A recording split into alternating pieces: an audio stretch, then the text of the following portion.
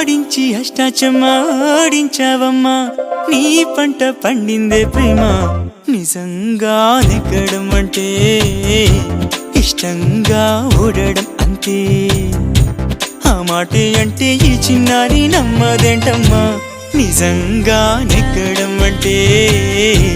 ఇష్టంగా ఓడడం అంతే ఆడించి అష్టాచమ్మా ఆడించావమ్మా నీ పంట పండిందే ప్రేమ నిజంగా నెగ్గడం అంటే ఇష్టంగా ఓడడం అంతే